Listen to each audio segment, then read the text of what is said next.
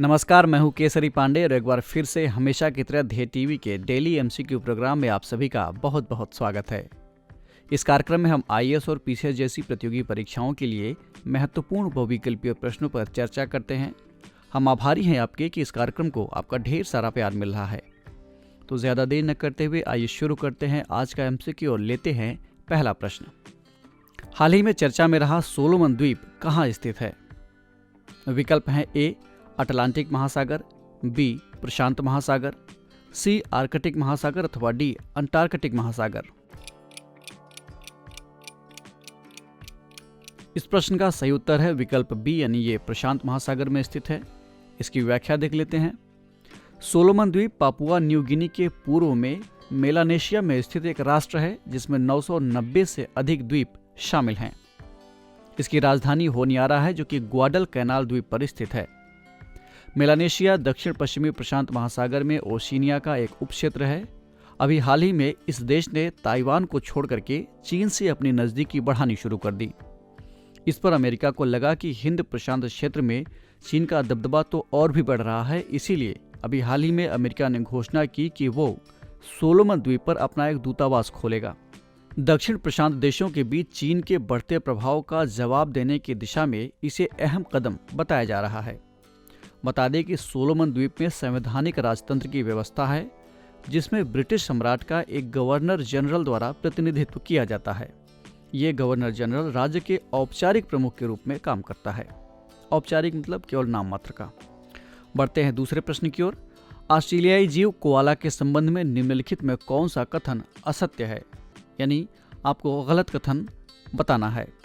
विकल्प हैं ए ये यूकेलिप्टस पेड़ों पर रहने वाला एक शाकाहारी शिशुधानी स्तनी प्राणी होता है, बी ये फास्कोलार्टिडे परिवार का एकमात्र मौजूदा प्रतिनिधि है, सी इसकी आयुसीएन स्थित सुभेद्य यानी वल्नरेबल है, अथवा डी ये ऑस्ट्रेलिया का मूल निवासी जीव नहीं है। इस प्रश्न का सही उत्तर है विकल्प डी। इसकी व्याख्या देख लेते हैं।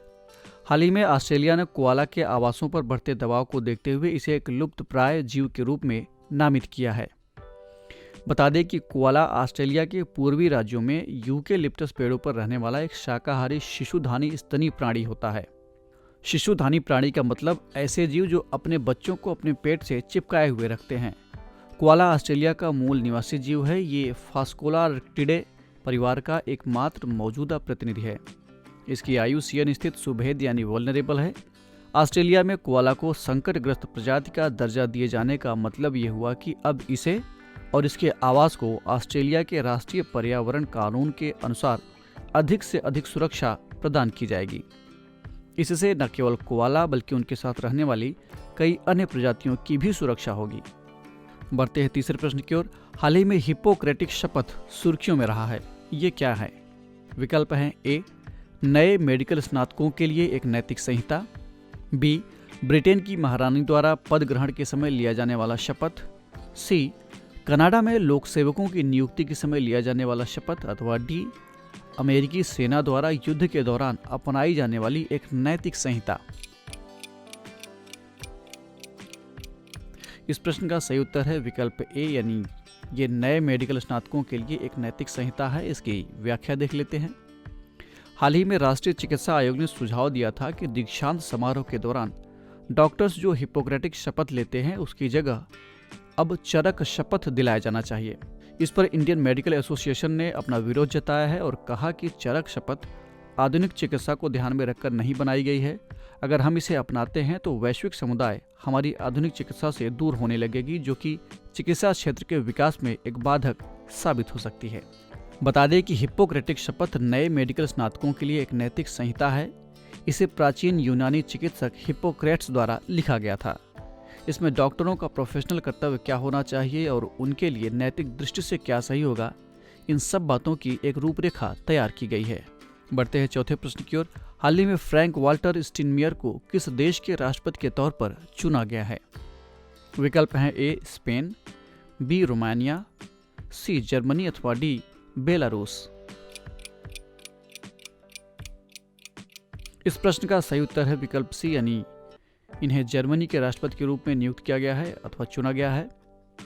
इसकी व्याख्या देख लेते हैं। हाल ही में फ्रैंक वाल्टर स्टीनमेयर को दूसरी बार जर्मनी के राष्ट्रपति के रूप में चुना गया है। बता दें कि जर्मनी के राष्ट्रपति के पास कार्यकारी शक्तियां बहुत ज़्यादा नहीं होती हैं और जो होती भी हैं वो रोज़मर्रा की राजनीति से इतर नैतिक अधिकार टाइप में होते हैं। ये एक तरह का औपचारिक राष्ट्र प्रमुख का पद होता है जो वहाँ के विधेयक पर हस्ताक्षर करने और देश के बाहर या तमाम अन्य समारोहों में जर्मनी का प्रतिनिधित्व करता है। जर्मन राष्ट्रपति लगातार 2-5 साल के कार्यकाल के लिए चुने जा सकते हैं। और अब बढ़ते हैं आज के इस कार्यक्रम के अंतिम प्रश्न की ओर।